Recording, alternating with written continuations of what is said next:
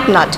But what we are going to do, if the government does not take a stance to reinstate Lamin Dabo, if the government does not take a stance to work with us to amend the act that gives them the power to interfere in the institution of the National Youth Council, as civil society, we are going to boycott the National Youth Council. We will not have anything to do with the National Youth Council. We will not work with the National Youth Council. We will continue our work to impact the lives of young people, of our people on the ground, and impact change on our own. And maybe it might be difficult to do this. Maybe it might be difficult to take a stance on our own, but we are going to do what we have to do to make sure the government gives us the respect we deserve as young people of this country. Now, it is about time that it is about time that the government stops turning to young people when they need us. It is about time they respect us after elections. It is about time they respect that after they need us to be their campaign materials. We are saying that it is not happening again, that we are used as campaign tools when they need us, and we are thrown behind the back of the building after they are done, and we are not consulted in any of their policy making processes. We are not consulted in any of their decision making processes. We are marginalized and sidelined, and they do to us what they want to do to us, and we are saying it's enough. We've had enough of that, and we are not going to allow it again. And as young people, we are going to stand together. We are going to speak in one voice. We are going to take our stance, and we are going to make sure that it is respected by the government that we voted into office to represent and serve in our best interest. Thank you very much. Thank you very much for this press conference, and I think it was very clear that we all heard what had happened. Because it is a press conference, we will leave the media, of course, to ask questions that we will answer. And henceforward, we are also going to continue with our actions as Lala stipulated, that we have actions that we are going to take, and of course, we will take those actions that we are working on currently, because there was a long day who our elected representatives of the councils were making decisions that could have delayed those actions to be published and shared with the media. However, it is going to be a follow-up thing that we are going to push on to ensure that it reaches the final stage. The questions are now open for the media for any question they want to ask. Okay, yeah, so what we will do is like you will tell us where you're from, the media house and whatsoever. So we got, yes, flex down. Yes, my name is Mr. Taylor, Gynako Online News. Thank you. So my question, I think, falls to the chairperson. I prefer to use the word chairperson. Would you explain, you said that the minister, when you had a meeting with them, the authorities, they said that they are thinking of a new person coming in.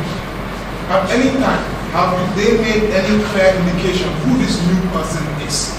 If this new person comes, what then will your minister, the National Youth Council, what will your stand be? Will you rally behind this new guy, or will you rebel against this new guy? Who is this new guy? Anyway, at personal level, the information that they've asked me to do, they've asked me to advertise the position for an immediate replacement for him, which I said I was going to hold on to that until we exhaust all the things that we wanted to have, discussions that we want to have with them, to ensure that Lamin is reinstated. So they did not have. In fact, if they have it, that's not to my knowledge. But the issue, what they told me that was very clear, was for me to advertise the position. Well, how can they ask you to advertise a position and then they say that they have a new what they said in mind? What they said, they don't say. I'm not saying that they said they have a new person in mind. They said they want to cage for a new brain to come to council and let them see that one too. Not necessarily like they have somebody in mind who should come. You understand? Yeah, thank you. Yes, okay. Any other question, please? Can you raise? Okay, yes. Who is your question directed to, or every one of us? Okay, no problem, that's fine. Okay, that's fine. Cool. Okay. If the chairperson of the National Youth Council is they are planning for this position, the government are going to take a stand that they are going to bring somebody to this position. Do you really think a dialogue with the government will start this position, or is going to be another 2-week campaign becoming so cellular on other platforms after that, everybody knows what it is. Yeah, thank you very much. I think holding government accountable is a process. And these are among the process that we are going to do. And among them is to tell the government that you need to correct what you have done, which is not right. I'll just give you an example to show an indication of what you are saying, if it happens to be in place, is that if lambing is removed today, they can remove anybody tomorrow. And if that anybody is removed tomorrow, they can remove someone else again the other day. So the problem that we have here is not about lambing as a person, but the institutional integrity, the institutional mode of operation. That is what we have problem with. Because you cannot expect an institution that represents youth from different, like I said, demographic, different background, just its leader to be removed just like that without any form of transition. That is what we as youth, among others, think it was unfair, and we definitely thought that it is unwise for a government also to do so. So therein, the advocacy is a process. And that advocacy, that's what Lala said, we're going to use steps in getting onto that place, so that these could be the end of it. Thank you. Yes, please. Yes. Good afternoon. I am Aitiki from Gambian TV. Church and those to give a chairperson. So a lot of people say your executive haven't done anything for the youth, and most of you are above the age of 35 years. As an executive, you should be representing the youth. You should be below 25 at least. But instead, you are above the age and you are there for your self-interest. So what is your reaction to those allegations?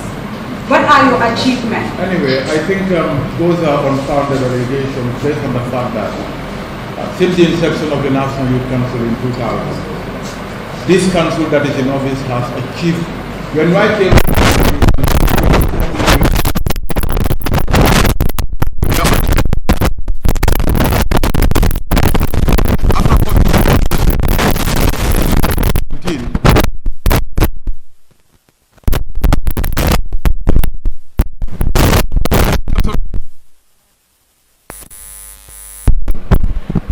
persons who came before me fought very hard to get a landed property for National Youth Council where we were going to build a National Youth House.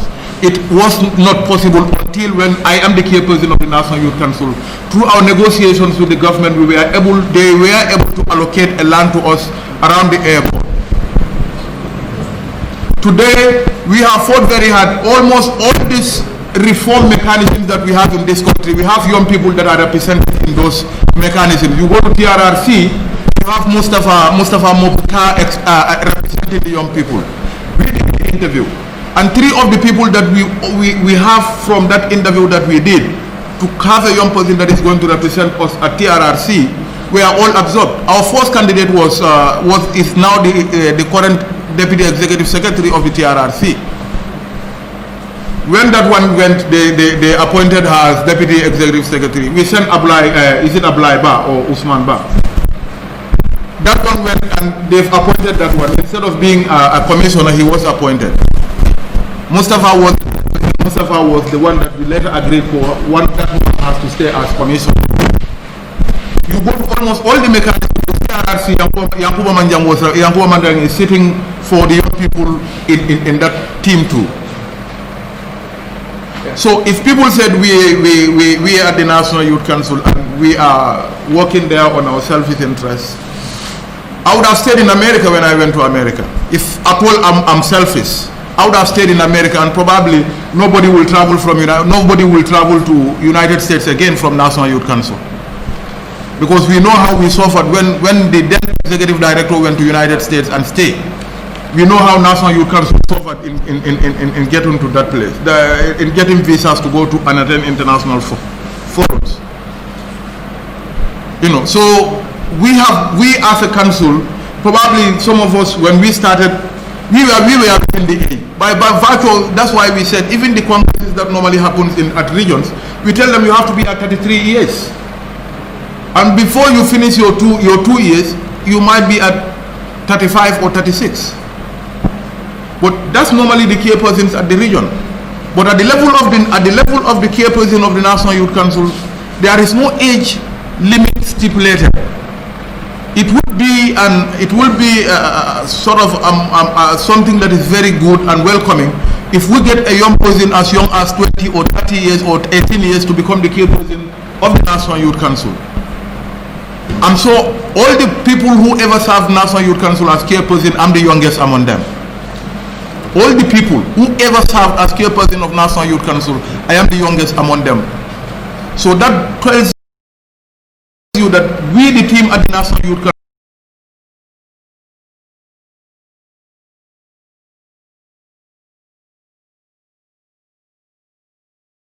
work tremendously well. Some of our young people are here. There used to be a time you cannot even write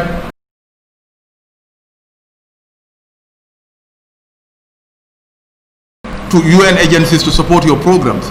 But today they run after us. They come to National Youth Council to say, we have this project, we want you people to do this for us. This is supposed to be implemented by this organization, they cannot do it, so can you please implement it for us? So the team at the National Youth Council today are a very proud team. All our efforts have beared fruit, and that's what I always tell people.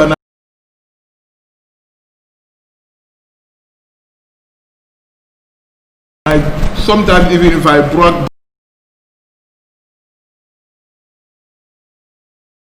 brag even with Minister yesterday, I told him that I have nothing to lose. Even my children can feel proud. What happened in my time at the National Youth Council has never happened in any other person's staff at the level at the National Youth Council. So we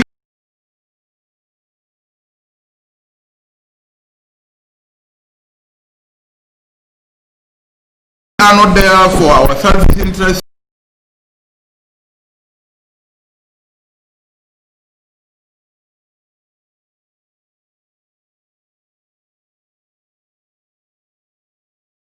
Whoever is saying that they are just trying to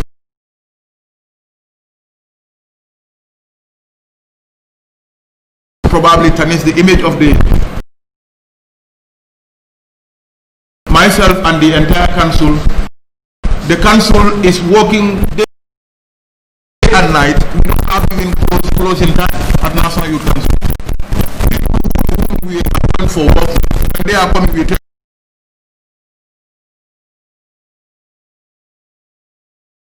them we work 24 hours.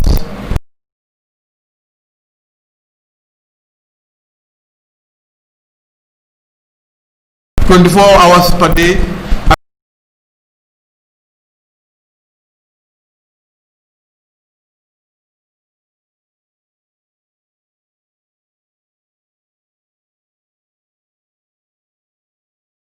And 7 days a week.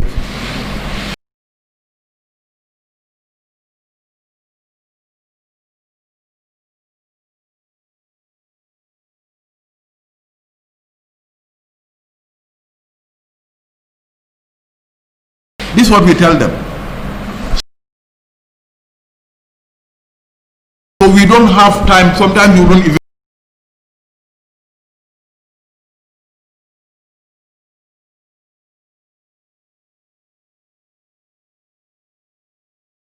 sleep. Sometimes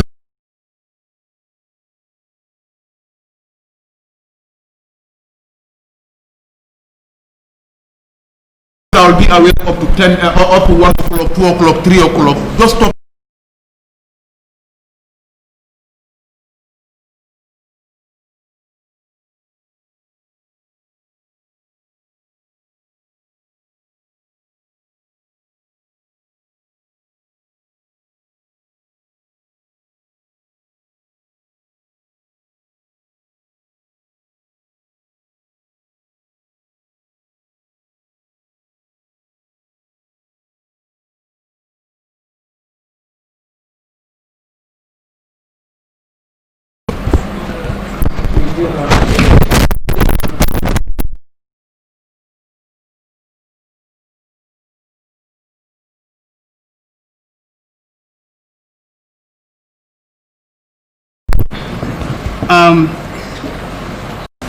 What I can only say is that as young people, we feel it is the wrong call, and we demand that government rescind its decision.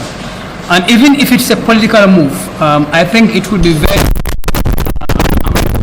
justified. I wouldn't be saying authoritatively it is, but because I had a conversation with someone that I believe is close to the presidency, and the individual denied that even the presidency is aware of this decision by the minister.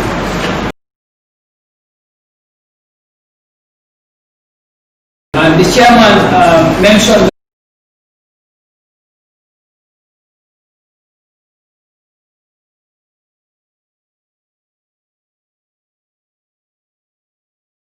that the ministers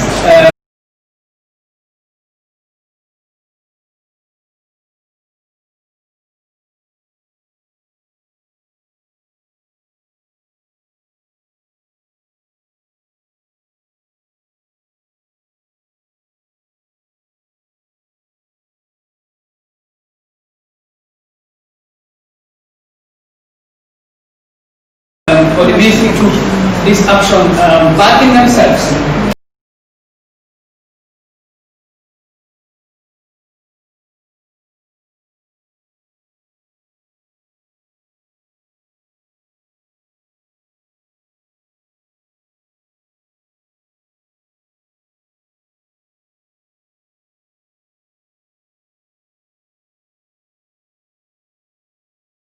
By the act that empowers the minister to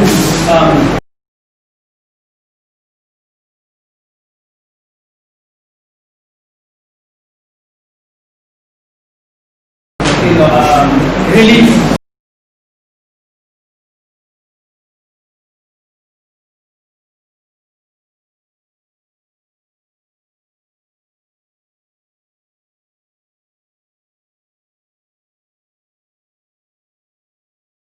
the executive director of his policy.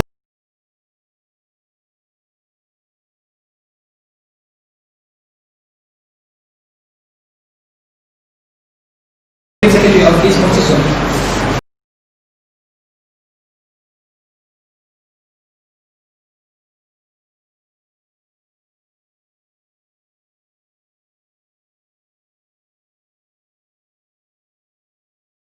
But even doing so, what I found very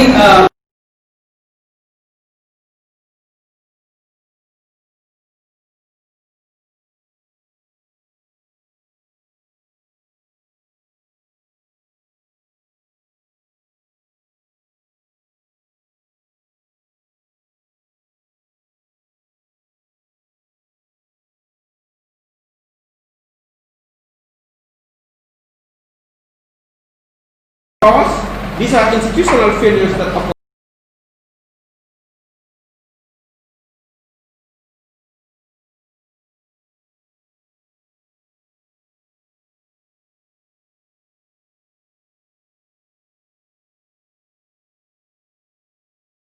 Because if you are monitoring somebody to say that because of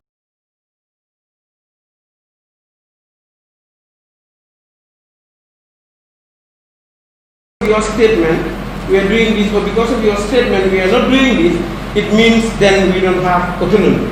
And this is why we are not taking this lightly, and all the young people are behind us on this issue. I think it's important to clear that. Yes, sister. Yes, I have been from Gambian TV, and my question goes to the chairman. Okay. There is this sort of campaign on social media that the youths may plan to go on the streets if Lamin is not brought back to the office. But Lala did mention that you might not be planning to go back to, you are not planning to go on the streets, but people believe that it is fueled by the office itself. What's your reaction to that? What is fueled by my office itself? In my letter, I called all my council members, told them this is what we have, this is the issue at hand. But I don't expect each and any one of you to go on social media. Let's stay calm. I'll meet the minister tomorrow, and from there I will call a council meeting, then we will discuss, and council will make a decision. And exactly that's what we have done. Those that are, even those that created the WhatsApp group or whatsoever, I've talked to Nyang. I told them, you are civil society, we are representing you. This is what we are doing. If you also have another approach that you want to do other things, that's left to you, but let it be peaceful. But as far as we are concerned, we trying everything possible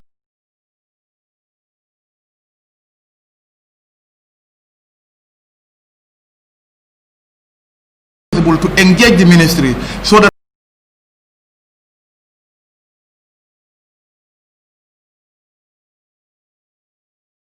Lamin could be reinstated. Their decision,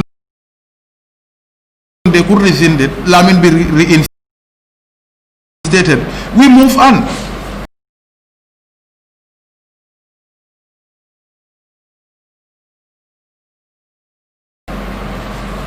That had always been our stand. So I think I've answered your question. Thank you. Yes.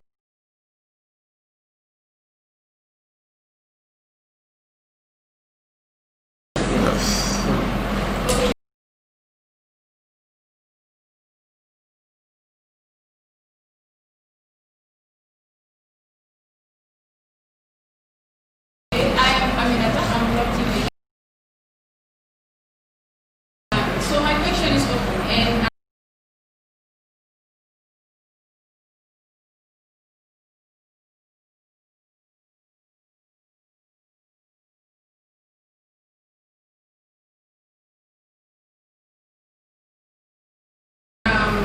Lala talked about the amendment of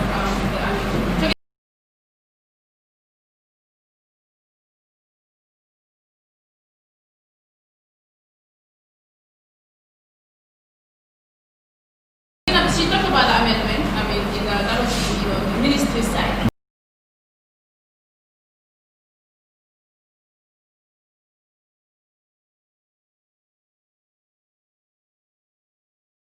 So as a youth council, what are you planning to do? What do you foresee in that to make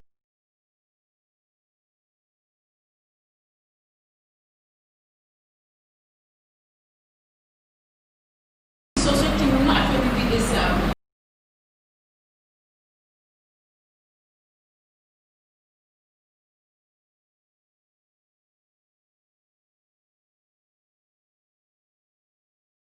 we just sit and hear that dismiss. It can happen to you or someone else.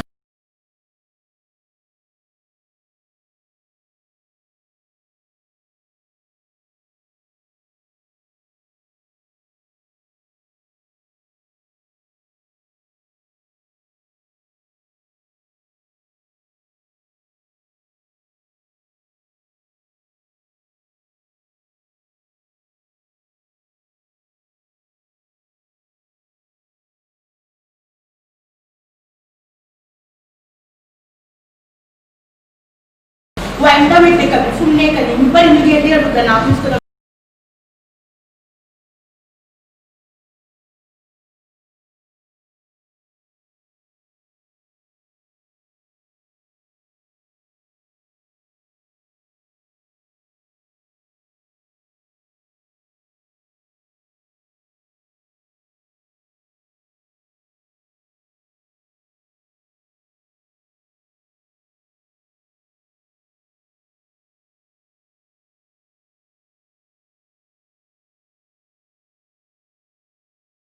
dem kanam lan moo ko waral ministre bi ku indi sa proposal boo indi sa ay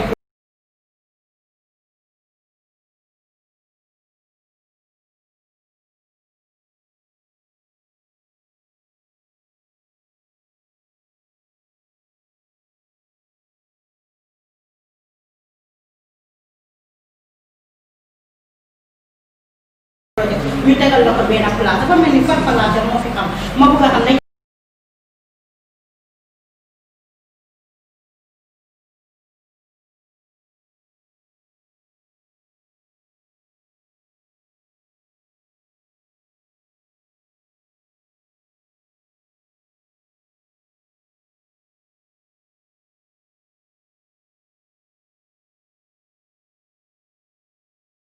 are you discouraged with telling the ministry muy use sports nga am leen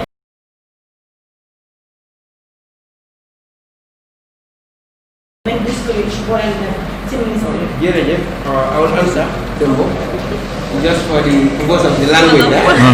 No, please. Don't mind them.